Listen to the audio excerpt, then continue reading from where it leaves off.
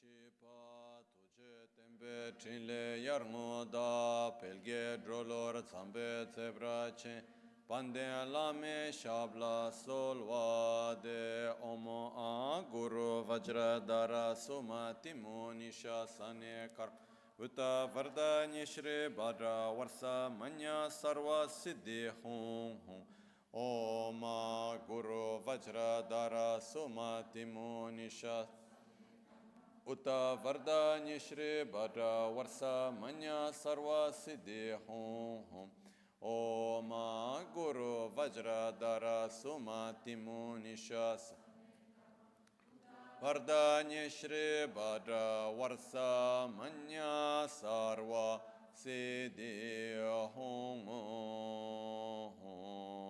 Pakyuke Kudan Dagi Lu Pakyuke Sundan Dagi Nga Tenyerme çıktı çingelo makyuke kudan da gelu makyuke sondan da gena makyuke tukdan da geyi tenyerme çıktı çingelo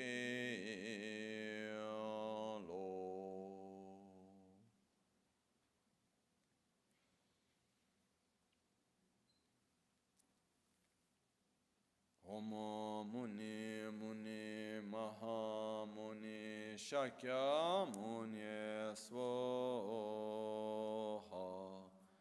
Sashipu Ki Choshi Meto Tramari Ravling Shi Nide Gempadi Sangye Shintu Mikte Ulvarki Drokunam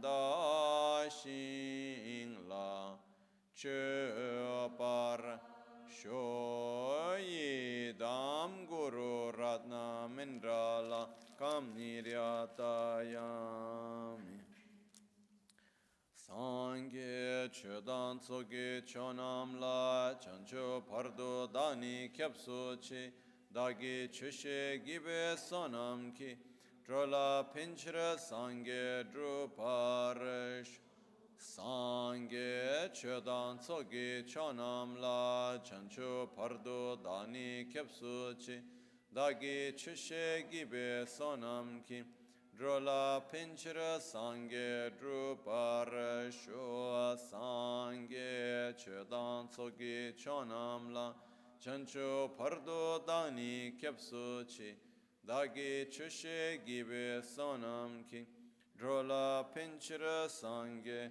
Drupara Shua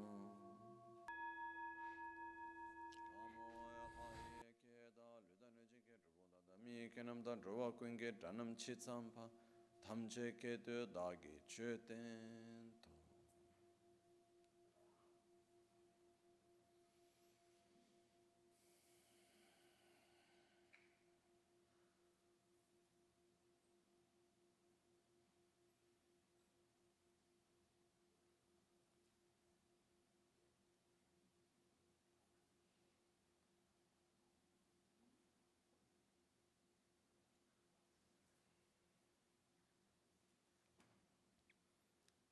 to.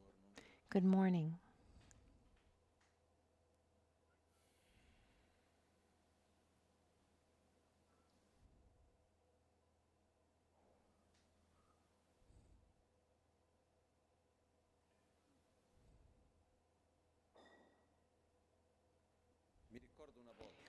I remember this one time I was together with Lama Michel Rinpoche in Holland. It's a story I've told a few times, but I like to introduce certain subjects with anecdotes about together with Rinpoche. There was a congress organized by Rohir, who is here with us, and there was this moment before the main congress on integrative complementary medicine. They were together with Lama Gangchen Rinpoche. There were many doctors, and there was that time before the Congress, those who were the guest speakers, and there was a kind of buffet. It was that situation where you have to say something. You don't really know what to say. You have to socialize a little bit, introduce yourself. And at a certain point, I was together with Rinpoche, and there was a doctor, a psychiatrist. Honestly, I don't remember who it was. And to break the ice, Lama Gangchen Rinpoche, he said, "Tell me the story about your medicine." And he started talking about the history of psychiatry. And at a certain point, this doctor, he said, and then about 150 years ago, something like that, that's what I remember, it was discovered that the body and the mind are connected. And Lama Gangchen started laughing. And I felt a little bit uncomfortable because he really was just laughing in front of him. And he said, Buddha said that the body and the mind are connected at least 2,500 years ago. In some texts, it says the body and mind are connected. It's enough to see that when we're sad, that tears fall from our eyes. And I wanted to start today to break this dualistic view that we have, which is a kind of myth that we are constructed. This constructed idea that we have, I don't know where it comes from, but this idea that the mind and the body are two separate entities. We have this idea that the mind and the body are connected. The body is the body and the mind is the mind, and sometimes they communicate between them. One says hi, somehow they talk to each other. And this, from my point of view, is a wrong view. I believe that body and mind, they're not two entities that communicate, but it's one entity with two different aspects. And someone might say, well, then how is it possible at that point to describe the process of death and rebirth? But in Vajrayana Buddhism, we have three bodies. We have a coarse body, physical body that we see, our organs, our flesh, our blood, etc., etc. And then we have a subtle body. It's something physical, but it cannot be seen with the naked eyes. We talk about the channels and the winds and the drops. We'll talk more about this later. And then there's a very subtle body, it's like an energy, a very subtle energy, and that's the one that continues from life to life. And together with this, there is a coarse mind that goes together with the gross, coarse body, and a subtle mind that goes together with the subtle body, and the very subtle mind that goes together with the very subtle body. These body and mind on all three levels are inseparable. Everything that happens in the body happens in the mind. Everything that happens in the mind happens in the body.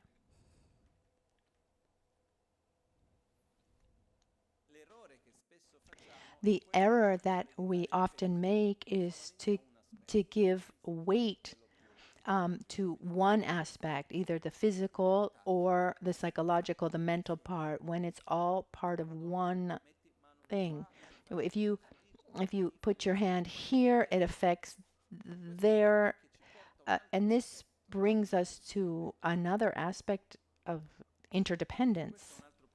And this is another very interesting point, because often we say all phenomena are interdependent. And we say, yes, the body and mind are interdependent. And often we understand this concept of interdependence as as being that one thing relates with another thing, that one doesn't exist isolated from other things. They're connected.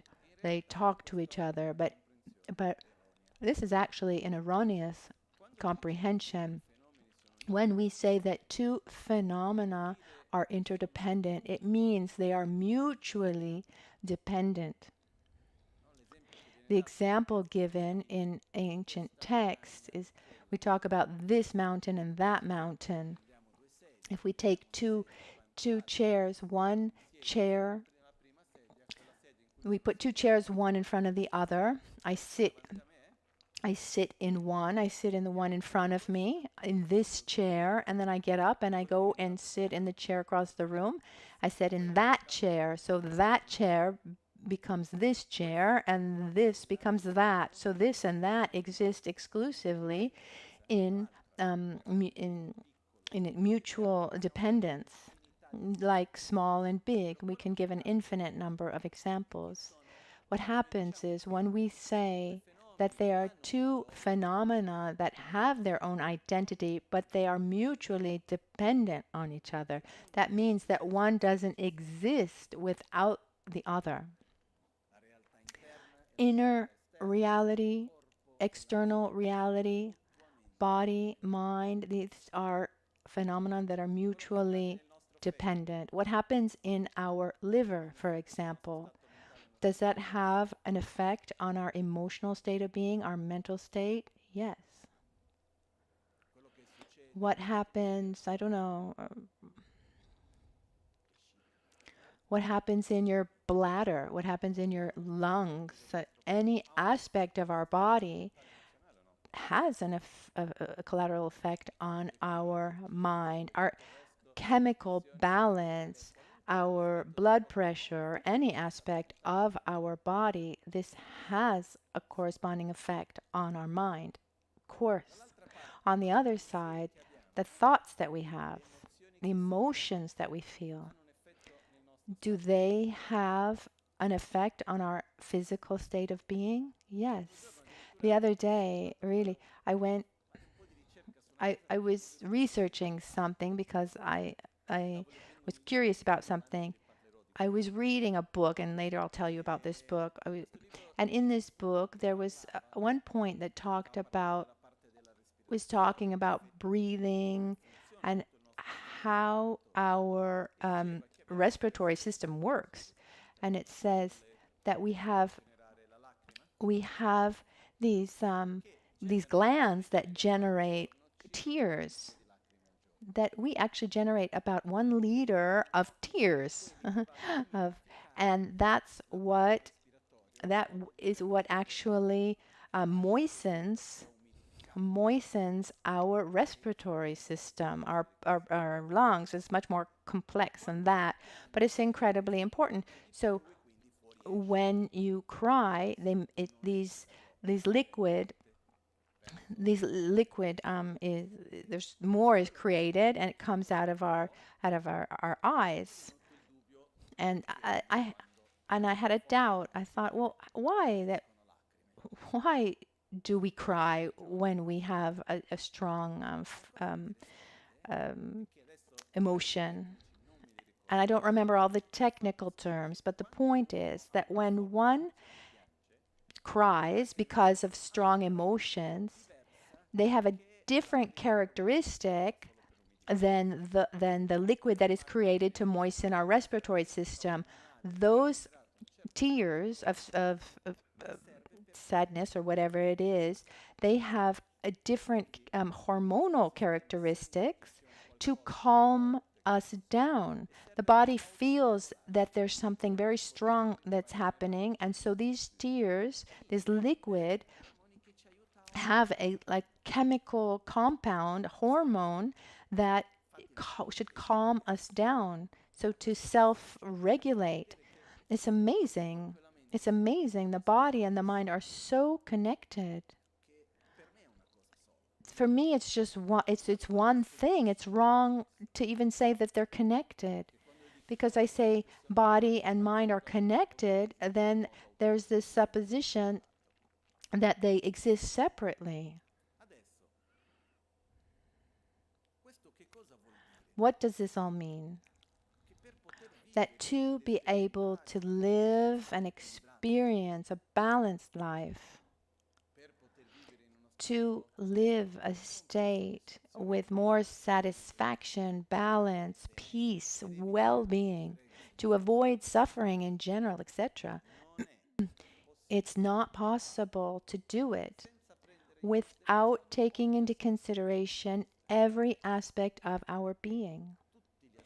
All aspects of our being need to walk in the same direction. There's an interesting aspect. Then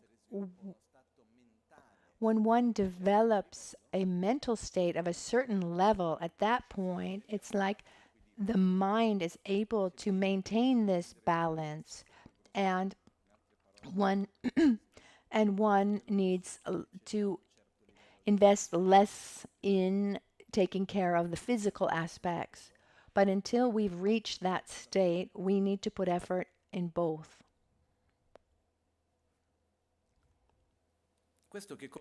What does this mean? In just a few words.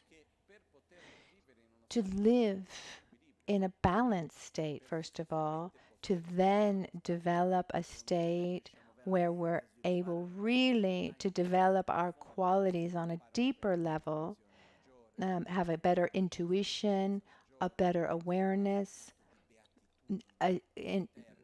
inner bliss, spontaneous joy, peace, love. We need to start with the simplest of things. And this means starting with taking care of various aspects of our life, how we sleep, what we eat. Just a short time ago, jokingly a little bit, but it wasn't so much of a joke. I mean, we have some basic needs and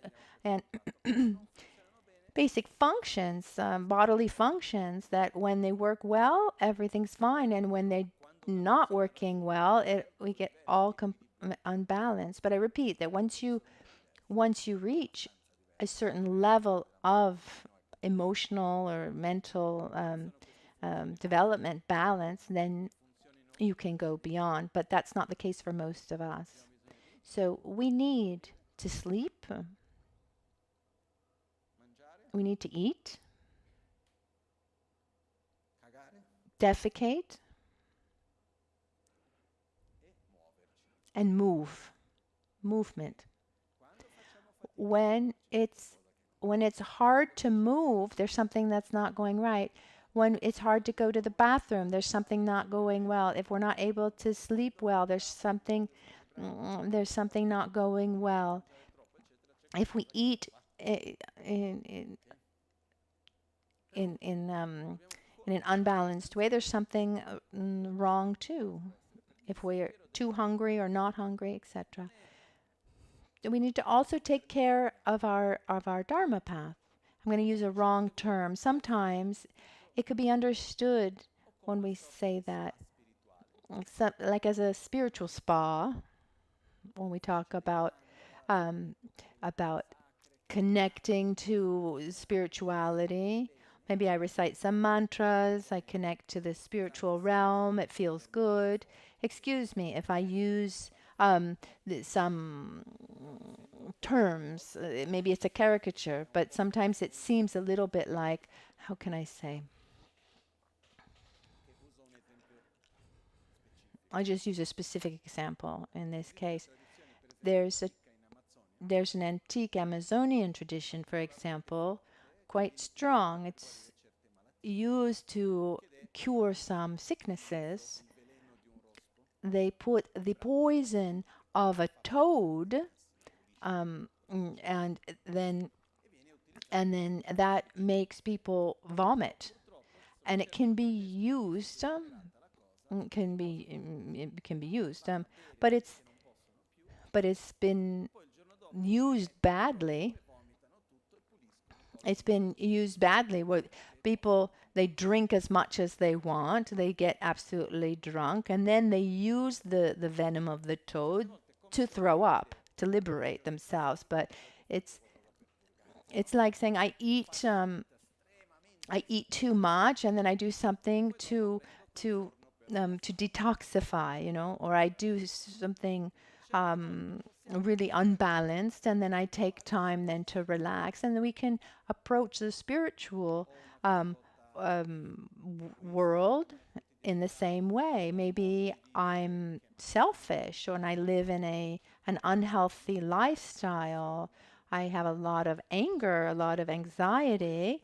And then every once in a while, when I don't feel well, I go to the temple, I recite some mantras, I connect with the spiritual realm, and I feel a little bit better. So using spiritual techniques for mundane purposes is okay. I mean, better use a spiritual spa than something else. But very often, the spiritual spa is the entry. It's the gateway to a real spiritual path. So it's not a real criticism, but there's a great difference between what I always said, being a tourist practitioner, or being an amateur practitioner, or a professional practitioner. So if I'm a practitioner, it's not only when I'm in the temple, but it's also when I'm eating, when I'm relating with other people, when I'm working. Every aspect of my life involves that spiritual connection. Now, with all of this, there's one part to begin, which is one of the most important. It's the first part of self-healing, which is breathing. What's interesting about breathing, and there are many, but one interesting aspect is that it's, from what I've understood, it's the only function that works on a sympathetic and a parasympathetic way. So we have many functions in our body that are autonomous. We don't need to be aware of these functions. I don't know if any of you think, okay, liver, do this. Have you ever, with awareness, given an order to your heart to beat differently? Have you ever given these types of indications to these autonomous organs? Once there was something interesting that I heard someone say. The quantity of functions that our system has, our autonomous systems have, and we don't need to think about them, is an enormous amount. Enormous. And usually they work very well. Those that are not autonomous are very, very few. Waking, so with the very few choices we make of sleeping and eating and what we eat and when we eat, with those few choices, we're able to really mess up everything. So those functions, of all those functions, our breath is both autonomous and also can be directed, and through our breath we can induce certain mental states. And one of the first things that we need to do is to start breathing with more awareness. Someone might say, yeah, Lama, I know these things. Okay, wonderful, but let's do them. Or maybe you're already doing it, and I have all my respect. But it's important for us to remember to go back to this, because if we don't take these first steps well, then we'll talk about very deep things, which we will, but we need to have a very solid basis. In other courses, we've talked about the preliminary practices, and I don't really want to talk again about the preliminary practices. I'd like to put more emphasis on the practice of self-healing, but starting with the practice of breathing correctly.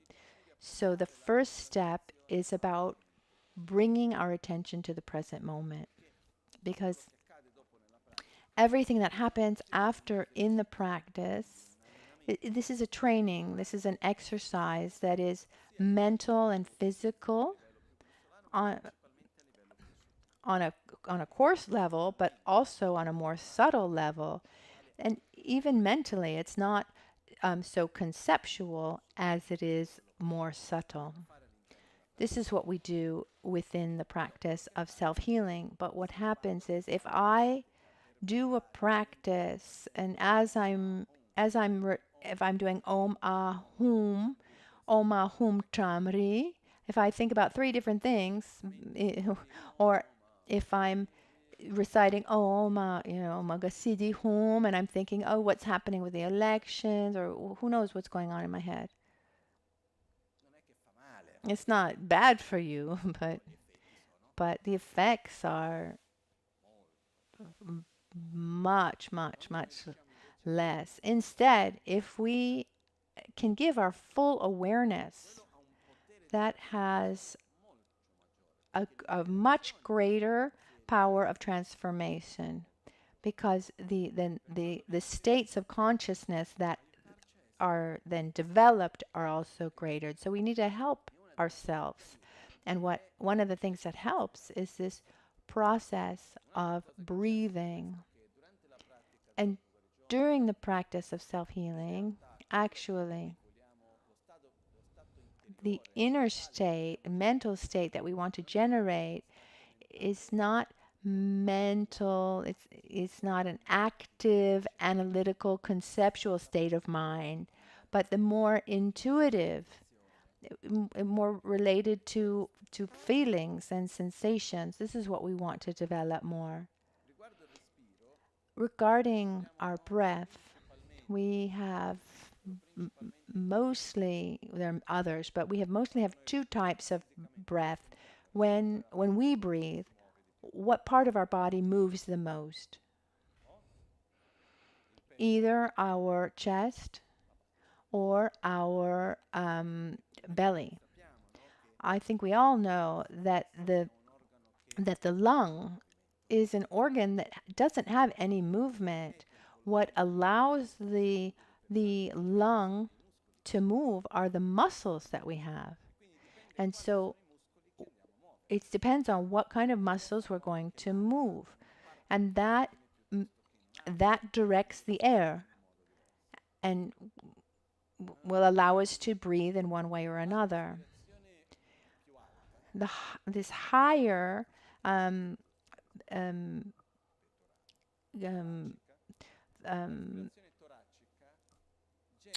breathing in our chest is usually shorter, and it's also a breath that activates. So the mind becomes more active, faster. It's linked more to our conceptual mind. Instead, the abdominal breathing brings us to a deeper breathing, slower breathing, and calms down our systems instead of speeding it up. So if we feel that we're too fast, which is a modern problem, that we're always activated constantly, one way to put the brakes on and slow down our system is to create the habit of breathing from our abdomen.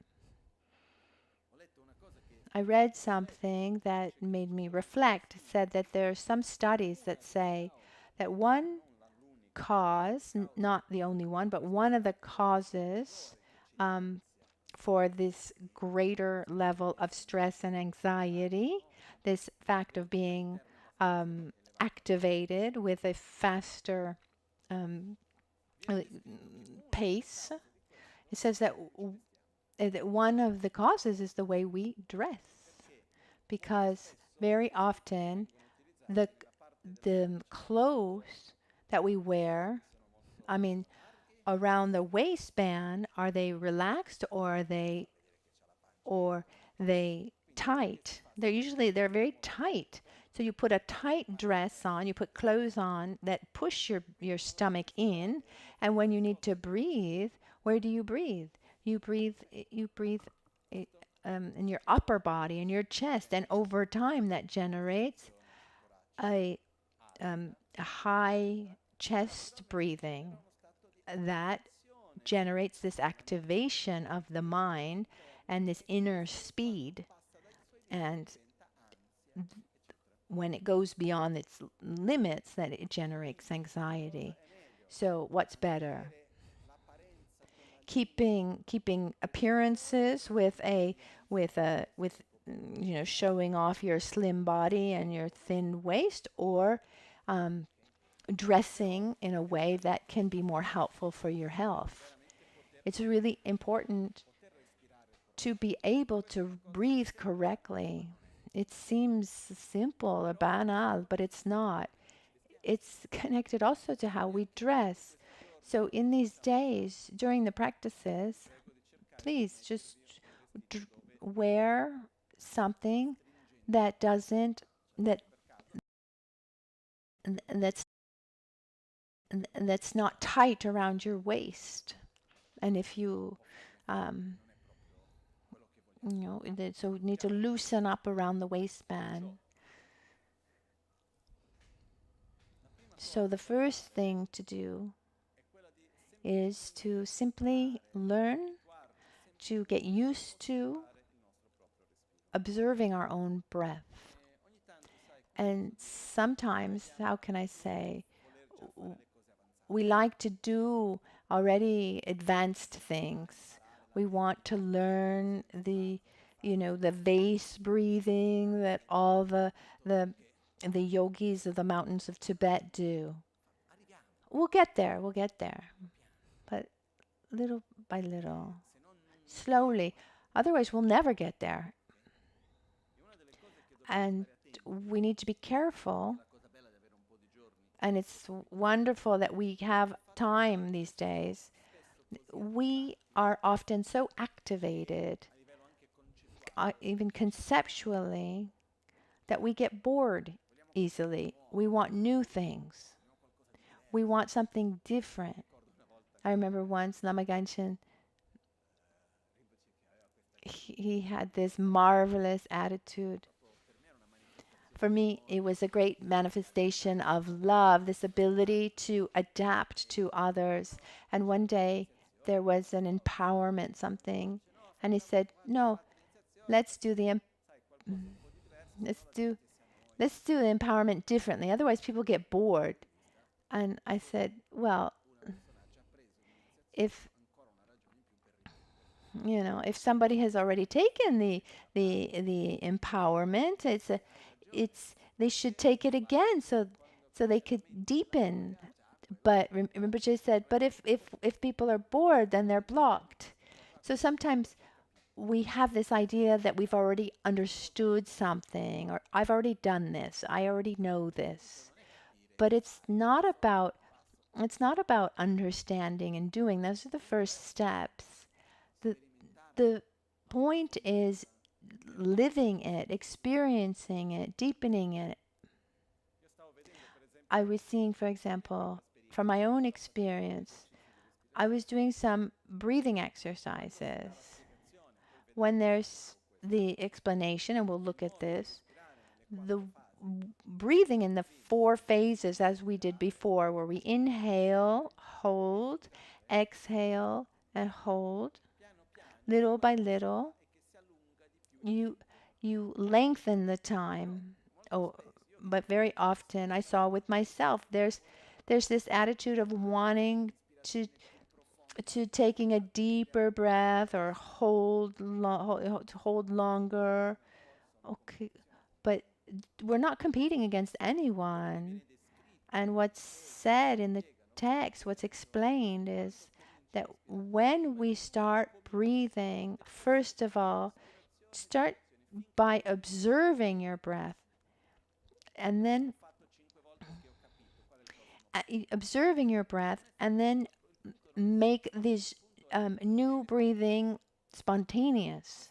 A habit. Are you able to do it without putting in effort? Then we can go to the next step. It's not about understanding and doing it once or twice. When you inhale 4 and exhale 8, when that becomes natural and you're used to it, at that point, we can take in more air, and little by little, you need to add more until it becomes like 30, and then hold 60, and then exhale 60. But to get there, little by little, it needs to be something that we start very slowly, because we need to create familiarity, because breathing, at the end of the day, there's a mental aspect, but there's also a very strong muscular, physical aspect. So we need to train those muscles to allow for that different breathing. As an objective, in Vajrayana Buddhism, like in self-healing, the practice is divided into 2 parts. There's the generation stage, and then there's the completion stage. Many of you have already heard this. In the completion stage, there are 2 types of practices.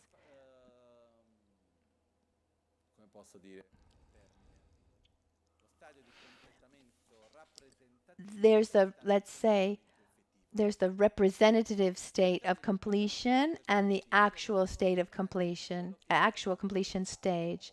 As the representative one is where one has an idea, but one's not actually doing it. And in the actual one, the actual winds are absorbing and states of consciousness are generated, etc. In the actual completion stage practice, in other words, the actual completion stage practice comes in this breathing practice. So as we saw, there were four phases. No, there's inhale, exhale, and there's this holding. And so we hold the breath between the inhale, the exhale, and between the exhale and the hold, the exhale and the inhale. So in the holding, that's where we should be meditating, in that state of the completion stage, and very developed stages of the completion stage practice, that can last for a very long time. So as we're holding our breath, that's when there's a greater possibility for the air to enter into the central channel, and also bringing us greater states of mind. But before getting there, we need to start. Oh, there's something called breathing. I'm breathing. I don't know about you. Wow. Let's discover our breath. It seems simple, but it's not, or banal. I mean, I don't know how often you've observed your own breath. Maybe a lot, maybe nothing. I don't think at school they taught you how to breathe. But let's start.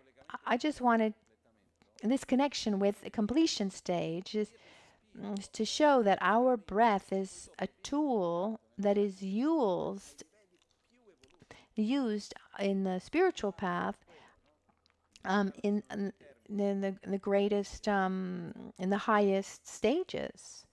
There are 2 terms: the vase meditation, vase breathing,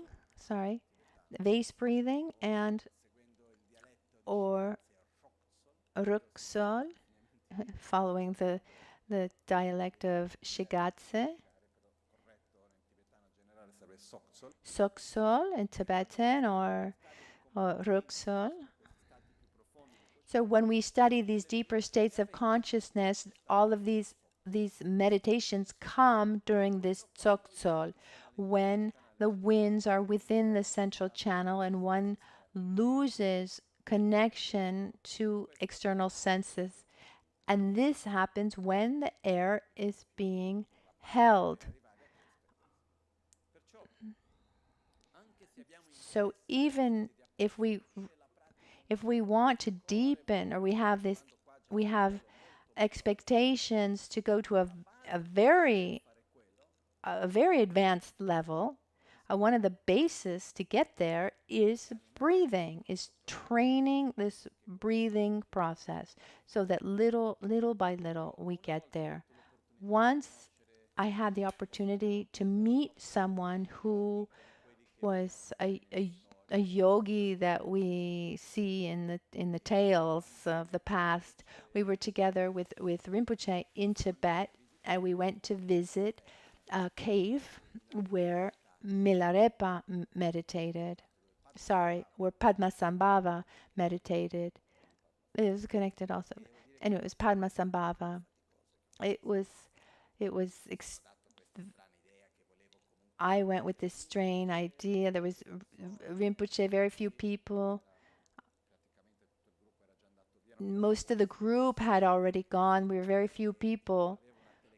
And I had a big camera, and I wanted to take a video. I took some beautiful footage that day, but it was very difficult to get there. I mean, we started, it was about 4,500 meters in altitude, and it was such a hard trek to get there. But before getting there, there were other caves, like half cave, half house. So it was like a cave and then a little bit of a house that was that would come out. And there were people who were doing a retreat, who were meditating there. And there was this one man who, from the Jonampa tradition, who created a very good connection with Lama Ganchen, and then he went to go visit him in the monastery in Shigatse, and he told Rinpoche about his practice, and Rinpoche asked him to show the yoga exercises that he would do, these trukor yoga, and he said, normally I should never show, and he said, no, just show Lama and me. He said, okay. He said, if you want. He let me also take some photographs and footage, but I had to promise I would never make them public.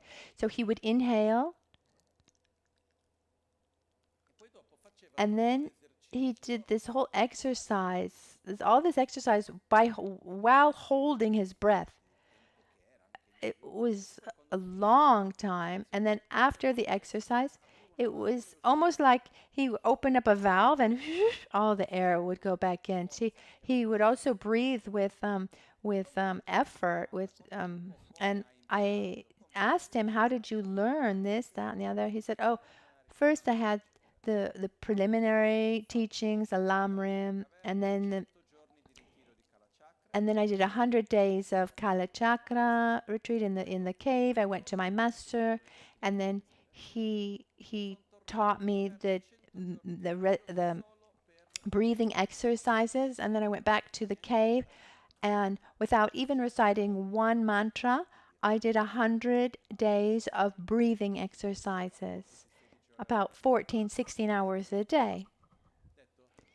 Then, after 100 days like that, then I showed my master how I was breathing, and then he taught me these yoga exercises.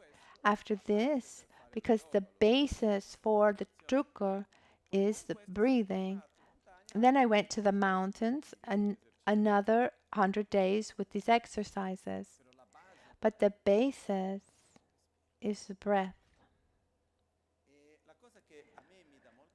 What really gives me a lot of joy, and the reason why I've chosen to share this, is because We all have this ability, and if we get to work a little bit with just a little, we can have a huge, a very important change. We can really see results. So I just wanted to touch on this, that there is an arrival point that we could get to. Very often we have this idea that we want advanced practices, but he who has this type of aspiration, let's remember that the basis of breathing is creating familiarity with the alphabet to then write beautiful poetry. If you don't know the alphabet, you will never be able to write anything. So let's start here with the basis of breathing. When we breathe with awareness, as we said before, we put our awareness on our breath. So when you try to breathe with awareness, where does your mind go? Where is your attention, in your opinion? In your nostrils. But that's not really, but really, where is the breathing happening? What happens when we breathe? Is it happening here at our nostrils, at our nose? Where is it? The muscles. So when we breathe, instead of putting our attention on our nose, sometimes we even try to make a little bit of noise so we know we're breathing. Let's try to concentrate instead on the process that is more physical, more muscular, which means little by little observe. When we inhale, we observe the belly that swells up, the chest that swells, the shoulders that little by little are raised. This type of breathing in yoga, it's called the yogic breathing. Yogic breathing. It's the base to do everything else. So first of all, we observe without trying to focus on our nose, on our nostrils, but observe where our breathing is. Are we breathing in our upper body, in our chest, in our belly? Feel it. And then simply for a while, just observe. Once we have observed a few breaths, then we start little by little to have a more abdominal breathing. So our attention shouldn't be so much up here, but towards our belly. So we inhale, and when we exhale, the stomach, our belly should go towards our back, should deflate.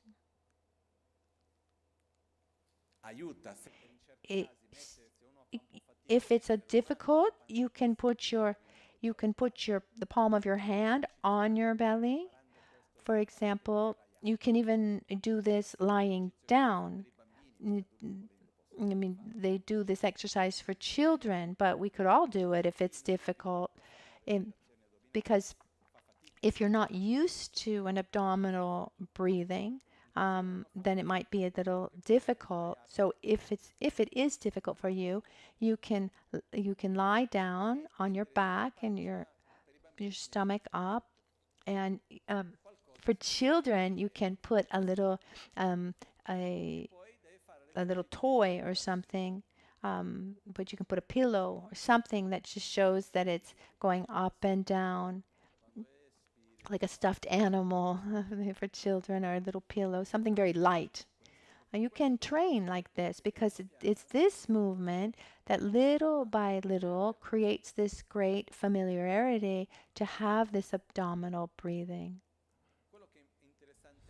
It's interesting also to observe that when we do it for a while, for just a couple minutes, observe what effect it has on your mental state, because it's important for us to see the effects that things have on us so that we can understand them a little bit. Beyond what was said to us, what we've heard, we should have our own approval. Our own experience is very important. So first of all, let's begin by observing our breath. And this abdominal breath. Once we have created some familiarity with the abdominal breath, this is something you can do anytime. And anytime you can bring your attention to your breathing and breathe from the abdomen. Have this abdominal breath.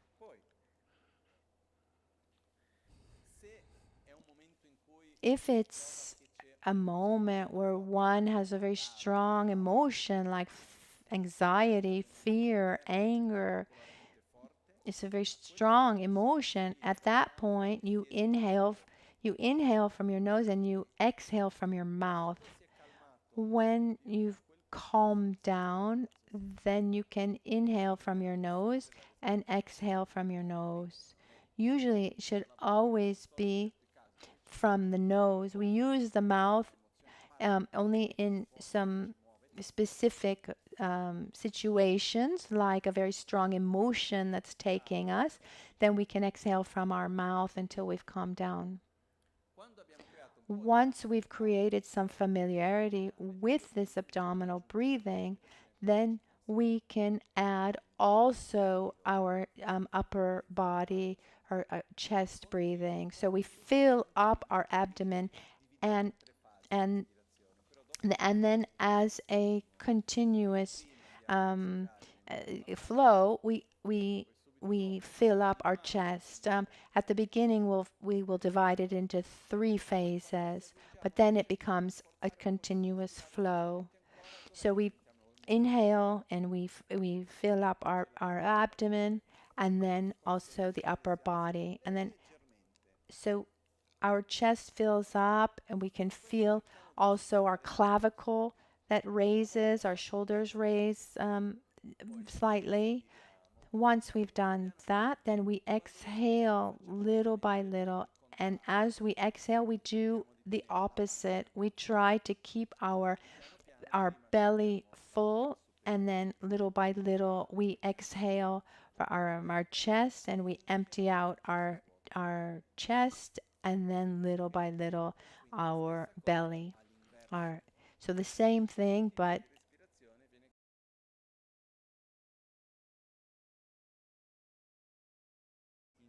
so we inhale slowly. We can do it together.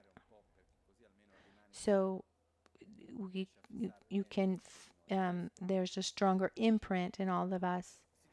It's said that to do these practices well, the position in which we're sitting is fundamental. Our posture, for our posture, having a straight back that's not tense is fundamental. In our lineage, we talk about the seven postures of Vairochana. So we've talked about this a lot, but the first one is the legs. I'll show you. I've shown this many times, but I'll show you once again. For the legs, remember, the first thing we say is to sit comfortably. So for those of you who are not used to sitting like this, you need to find a different solution. If we have a cushion, for example, you can sit the Padma Asana in Sanskrit, this lotus position, which is actually a full lotus, where we have the 2 feet over our thighs. Why is this a good posture? Because like this, our back is straight without having to do anything else. I can sit like this without much trouble, but I can't stay in this position for a long time because my knees start hurting, my thighs start hurting, and then after a while, what's going to happen is I just familiarize myself with pain. There's also a half lotus position, and it's the one that I prefer personally, where one is under the knee and the other is above. And there are other positions. For example, if we need to sit down and we don't have a cushion, there's an interesting posture actually where you can, how can I show you? It's a little bit difficult. You put one leg is central to our body and the heel is under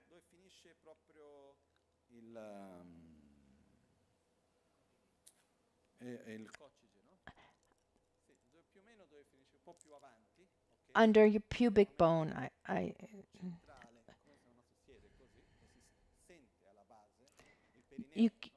Like your perineum, so one is in front and the other one is in front and one is touching your perineum, your pubic bone. Also in Thailand, for example, they sit with one knee in front and one bent backwards. I tried that once during a retreat, it was actually quite comfortable. I did that during retreat. So it depends. It depends on your own body, your own habits. But what's important here is that your back is straight. So first, in the Vairochana position, your legs are crossed in a half lotus or full lotus position. Possibly we have a cushion. The height of the cushion, everyone needs to see for himself. Not too high, not too low. For me personally, 10, 15 centimeters of height is the right one for me. I see the cushions here; they seem quite high, but everyone needs to see for himself. The cushion that I use was designed by Lumpo Tata, the Theravada master who came here from Thailand. Anyway, I have some attachment to this cushion. So imagine that our back is straight, like as if we had a string attached to our head. Our shoulders are relaxed. We have four. The fourth position is our hands. The right hand is resting on the left with the thumbs that meet at our navel. It's really important to keep our arms relaxed. Often I see people creating a lot of tension in their arms and their neck to keep their hands in this position. So if you need a pashmina, a scarf or something to raise your arms, the distance of the hands are like this, that the fingers are just one palm over the other, the length of the fingers themselves. So the fifth point is the head. So it shouldn't be low and it shouldn't be too high. This is slightly forward. 6 is our mouth. Our mouth is relaxed with our lips closed and our teeth are not actually touching. Our tongue should be touching our palate. So we rest our tongue on the palate because that brings a state of psychophysical relaxation, and at the same time it keeps us from having to swallow our saliva as we're meditating. For me, unfortunately, there's some times where I have more phlegm, a kind of mucus, and even if I put my tongue like that, I have to swallow that, a kind of post-nasal drip thing. So number 7 are our eyes. Our eyes shouldn't be too closed or completely open. They're slightly closed, looking downwards. There are some meditation techniques where one looks up or can look behind. In our tradition, when we meditate, we look downwards with our eyes slightly closed. It's actually said that when we visualize, at the beginning, it's difficult to visualize with our eyes semi-closed, but then it brings to a more stable meditation. So 1 legs, 2 back, 3 shoulders, 4 hands, 5 head, 6 mouth, 7 eyes. The 8th element of the posture is our breath. So this yogic breathing that we talked about before, this deep and breathing done with awareness, that is abdominal, and also this upper chest breathing, this yogic breathing is our 8th element. So let's do it together, this so-called yogic breathing. So our legs are crossed, or you're simply seated in a chair. Your back is straight, your shoulders are relaxed, your hands are in the mudra of concentration, your mouth is relaxed, your tongue touches your palate. The eyes are slightly closed, looking downward. Let's begin, first of all, simply by observing our breath without directing it, without forcing it. We observe the muscles that move, observe where our breath is in our body.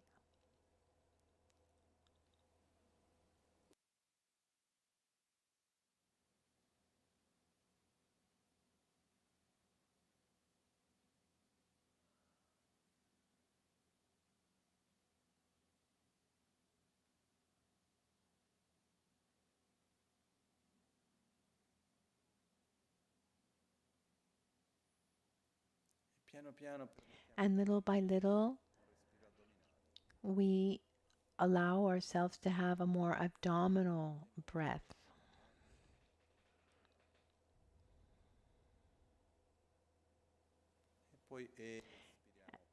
So we inhale in our abdomen, and then we exhale, emptying out completely our abdomen. And let's repeat this a few times.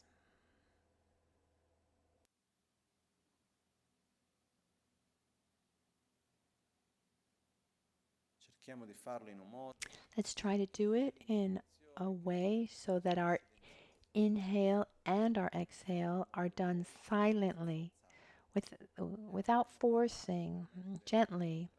Little by little, we allow the air to come in, and little by little, we allow the air to leave.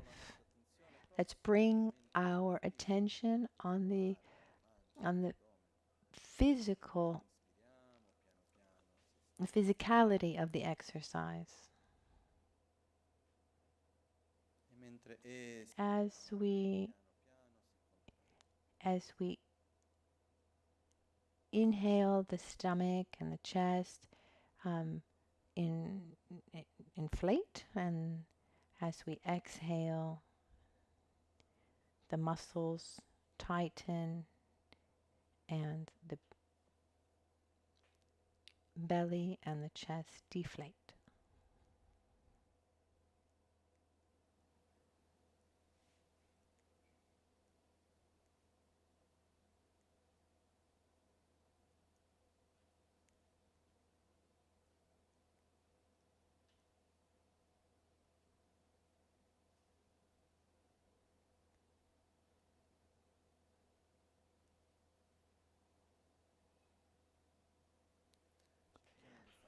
Let's try to make the inhale and the exhale,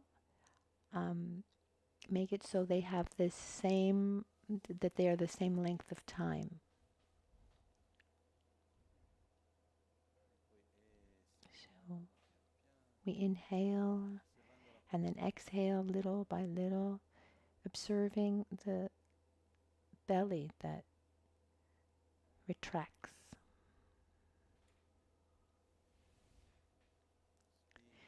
Inhale.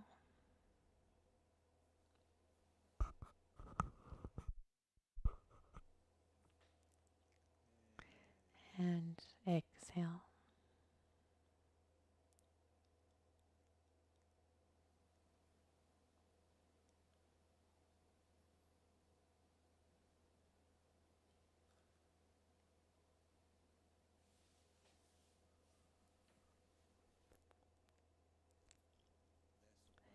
Now, when we inhale, beyond in beyond taking in the air, inhaling the air, and swelling up our belly and the abdominal breath, let's also allow the breath to reach our chest. So first our abdomen and then our upper body and the chest. And as we exhale, we do the opposite. The air comes out of our upper body and then our abdomen.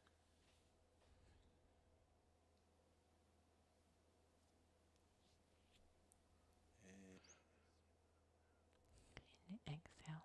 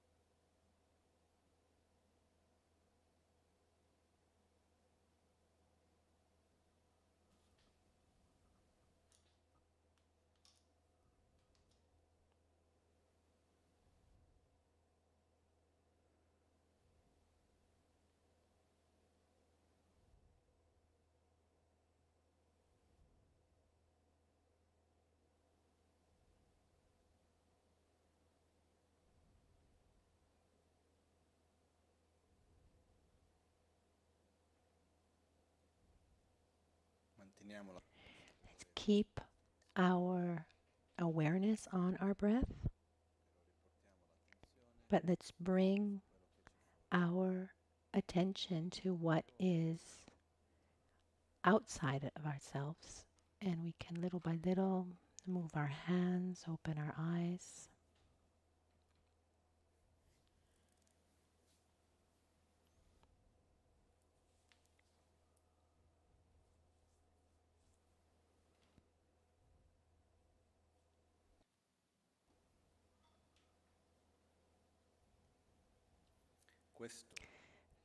This is part of what's called the 6 dharmas of preparation. We're at the beginning where we prepare the place, we prepare the offerings, and then there's a moment where we prepare ourselves for the meditation. And as we prepare ourselves physically and also mentally. The part of the physical preparation begins with the posture and with the breathing. And then, so that we can help us to prepare ourselves mentally to create the right motivation. What's interesting is that this type of breathing, I mean, it's something you need to be to create familiarity with, so that you do it without having to think about it, where you sit and that's how you breathe. Of course, if we don't do it with a certain frequency, or we're coming from a moment where we have a strong feelings or emotion, or have strong stimuli, and then we want to try to meditate or generate bodhicitta, when instead we still have in our mind what we saw on our cell phone. This process will help us little by little. It will prepare us, and it's interesting that when we try to be in the present moment, free from other stimuli, there's a kind of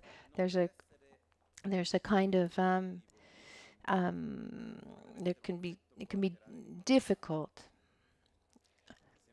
If we put our attention, we try to force our mind to stay still, I can assure you it won't happen. There's a kind of struggle. Instead, if we naturally allow our mind to find a comfortable and secure place in the present moment, that will help you develop the mind to meditate. I think many of you have tried to sit down, meditate, just follow your breath and don't think about anything else. This reminds me of a story of a practitioner who really desperately wanted to develop spiritually, get out of samsara. He went to find his master in the Himalayas. He said, I really want to reach this state free of suffering, free of samsara. What should I do? This master said to him, it's very simple. You sit down. You sit down to meditate. You can think about anything else. Just don't think about the green monkey. You can do anything, think about anything, but don't think about the green monkey. Every time he sat down to meditate, what did he think about? He thought of the green monkey. And it was this whole process to not think about the green monkey. And at the beginning, it was this struggle, this process. Oh, I shouldn't think about this. I shouldn't think of this. And it wasn't working. And it's only when he found another place where the mind can rest, and that you don't think of the green monkey. And we have many green monkeys. So first of all, we need to allow ourselves to find a safe and comfortable place in the present moment. So this state of meditative concentration is not about constricting the mind, or where we force the mind to do something. That just doesn't work. Instead, it's a moment where we're able to relax in the present moment, rest the mind, and we rest from the distractions by resting the mind on an object that we choose. And something that helps us get there is our own breath. So our posture is important. That last part of the posture is this yogic breathing with awareness. And when we're able to stay there longer, then little by little, we will develop this meditative state that will help us enter into deeper states of consciousness. So we sit correctly, And then we familiarize ourselves with this yogic breathing. First abdominal and then thoracic, the upper chest breathing. But even during the day, as you're walking around, as you're reading, as you're talking to someone, in any moment of the day, try to bring your attention um, to this abdominal breathing. Try to so that you can create more and more familiarity with it. And we'll talk about it more in these days. And once we have more familiarity with this type of breathing, little by little we will elongate this process, putting more time in between the inhale and the exhale and the inhale. So little by little, that time will lengthen. And, and then we talk about the kumbhak in Sanskrit, this vase breathing, where we that in kumbhak in Sanskrit is when we hold the breath, but we can't get there if we don't first create familiarity with this type of breathing. It's something that today is very tense maybe, and then little by little we create space. Little by little we create more and more space, because we're all able to say inhale, inhale and hold. We're all able to do that, but that brings no benefit. It's completely different what you feel as well. So, but we should be doing it gradually. So now we conclude with this point, the fundamental. Why should we be breathing with awareness? And when we begin, it's as if we discovered something marvelous. Maybe there are those who already do it, and that's wonderful. But it's something that you discover. It's wonderful. It's something you can actually control, and that's going to have a tremendous effect. So breathing with more awareness, create more and more awareness. So first the abdominal breathing, and then adding the thoracic, upper chest breathing. Don't put so much don't put so much effort into choosing your focus, your meditative focus. That will come after. But if you start and you're really taken by something strongly, a strong emotion of sadness, anxiety, it's going to take more time. It really is going to depend on the state in which you find yourself, and also the habits that you have. But it's something we can all do. It's interesting that if you do it frequently, then the following steps come very quickly. It's not something that takes years and years to go from one step to the next. That's why I'd like to start with this today, and in the next days I'd like, together with the practice, to give emphasis to this. When we do it well at the beginning, then the practice of visualization and self-healing, it comes better and it's deeper. If we just start, Locho Sampo, Pakyo Chashipa, without having done anything before, we end the practice when we're more or less ready to start the practice. Instead, let's take the time and effort to prepare ourselves. So with this, we conclude here. In these days, I like to leave a longer pause in the afternoon at lunch, so that you have time to do your own practices. Take time. If today's not the right day to do it, but maybe go down to the lake and take a swim, or go into the woods to take a walk in the woods, or go take a swim in the waterfall that's right behind the woods here. if somebody arrives with a lot of thoughts and tension, it's really wonderful. So this also helps. And also you can relax. And so we'll come back at 4 o'clock. Remember, talk less, meditate more.